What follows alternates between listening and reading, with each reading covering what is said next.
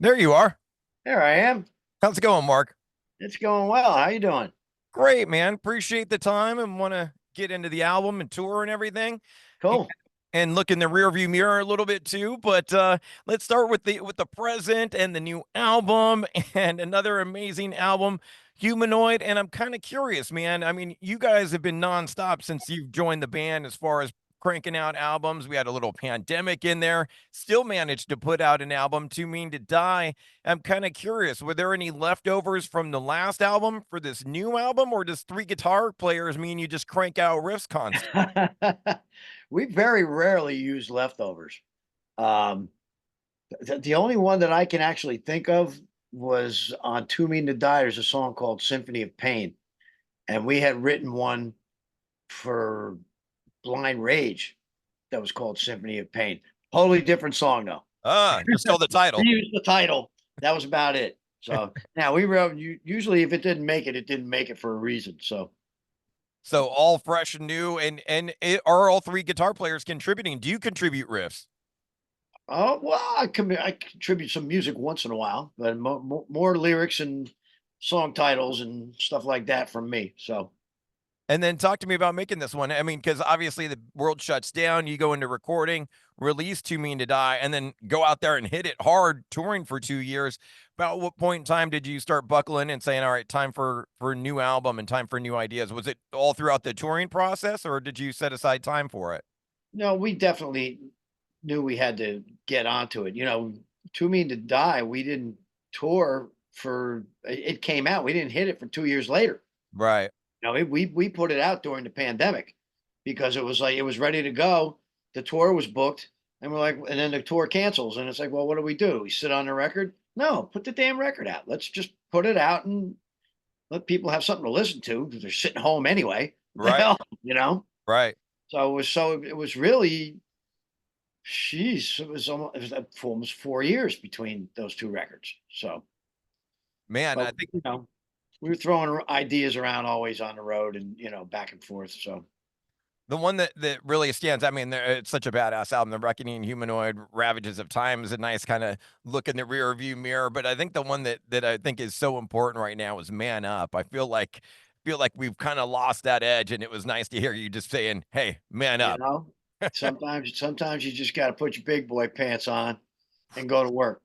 Doesn't feel like that's happening as often as it used to or it should now. No, it sure doesn't, bro. It sure does not.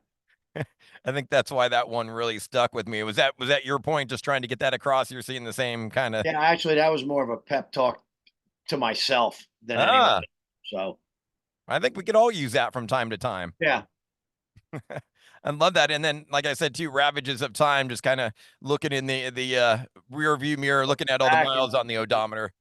none of us are getting any younger. So No, sometimes you gotta own it. It is what it is, man. I love it, man. And looking forward to hearing these songs live. We have you closing out the tour almost at Downtown Riverside at the Fox Theater, October the 4th. Obviously, going out with KK's Priest on a really cool co headline and no opening bands, right? Just the two of you guys? Nope, there's two of us playing long sets. So Awesome. And I imagine, uh, especially Judas Priest had to have been a big, big influence on you growing up as a kid. big influence on everybody and Accept, I would say.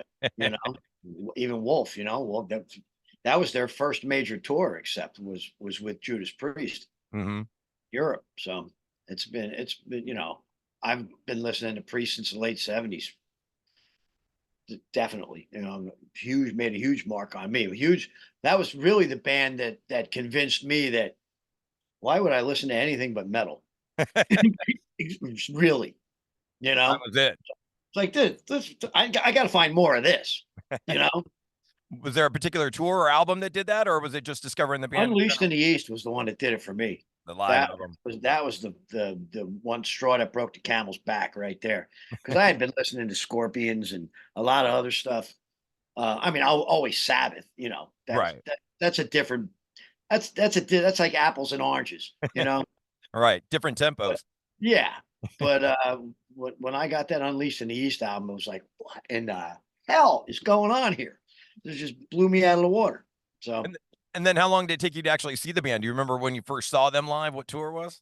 Yeah, I saw them there was a show at Madison Square Garden Oh, on this. I'm pretty sure it was Screaming for Vengeance, and where they ripped out the fans ripped up the garden. oh wow. They tore the seats out of they Oh, the tore the ground. cushions out of the seats. Oh Right. wow. I was sitting on. It's funny because I actually interviewed Rob for a German magazine called Rock Hard. They Uh, have, they'll just have certain people, get a singer or a guitar player, and who do you want to interview? I'm like, sure. I want to interview Rob Halford. Okay. So, and he and I have met many times, we get along really well. But I told him about this. I go, I was sitting on the floor. I was sitting on the floor in Madison Square Garden. And all of a sudden, something hit me in the back of the head. And I'm looking around, and it looked like marshmallows flying in the air. I'm like, what the hell is going on? And you look back, and it was snowing seat cushions. Well, they've never been allowed back in Oh Madison wow. Square Garden so badly that he told me, he says, one day that was just known, you're not allowed in there. Hmm. So, uh, Glenn Tipton, they were in New York. He wanted to go to a Rangers game.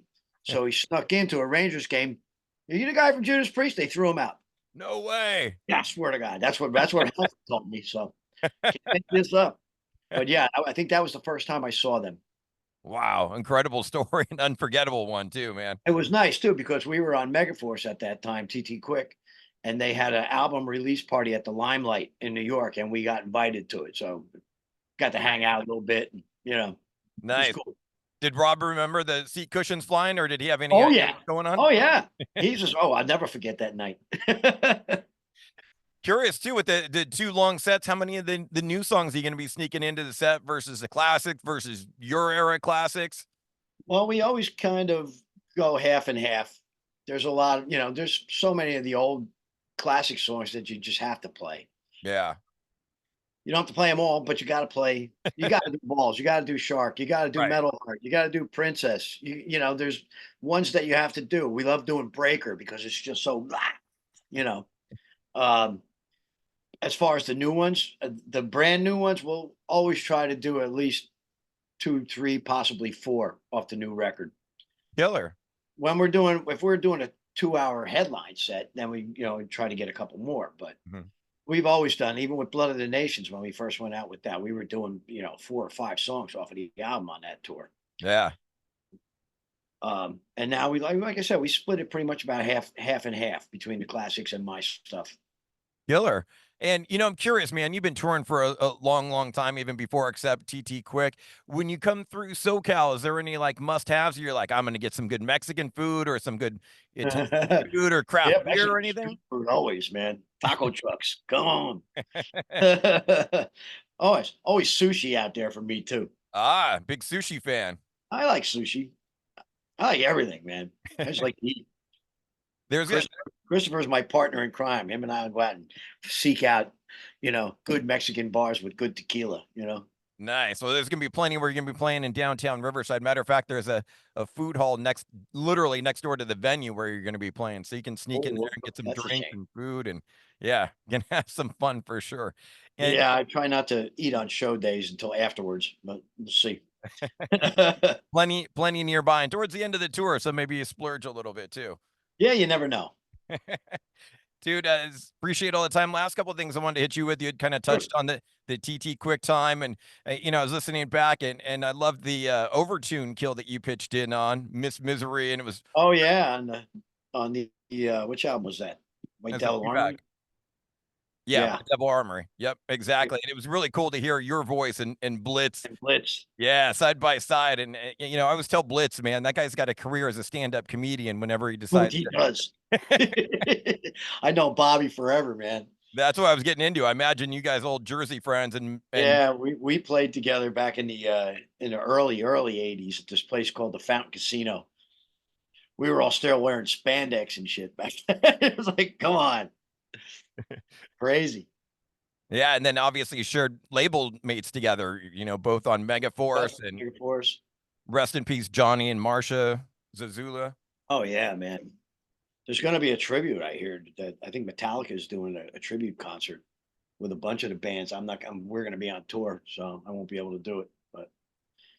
Oh man. Any memories of Marsha and John Marsha and Johnny to kind of keep their memory alive? Because I don't feel like they get the love that they deserve for what they did for the They metal world. they pretty much brought heavy metal to life in this country. Right. Uh, I mean, they had a record store in a flea market. Okay, and we would all go there. We would go to that record store because he would import stuff from overseas. He would import all of the West Coast stuff and bring it out and introduced all of us metalheads in New Jersey to music we knew nothing about. So it was crazy. And then he brought Anvil down. He brought Metallica out from the West Coast. He brought Raven over from England, Hmm.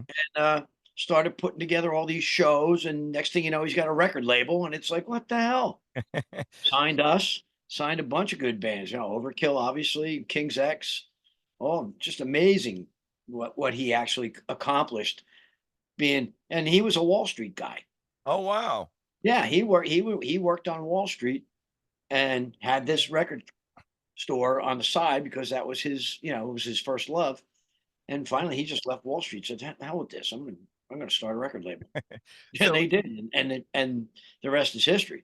yeah. So you actually met him first as a client Oh before yeah, being well in the we all band and did. everything.